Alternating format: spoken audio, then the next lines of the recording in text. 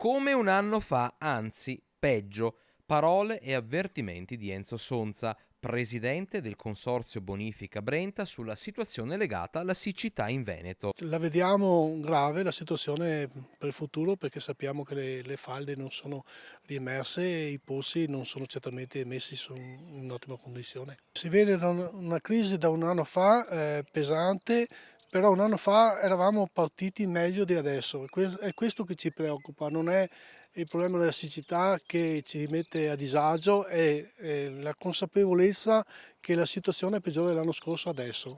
In Veneto, come noto, è in vigore un'ordinanza regionale che invita i cittadini ad evitare gli sprechi d'acqua a causa del proseguire della siccità.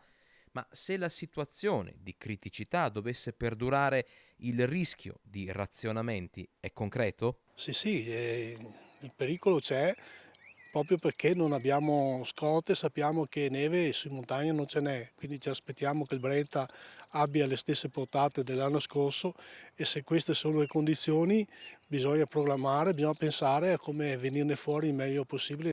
L'acqua non c'è, insomma, e per questo si deve agire senza perdere ulteriore tempo, realizzando delle banche dell'acqua e degli invasi che potrebbero risolvere la situazione.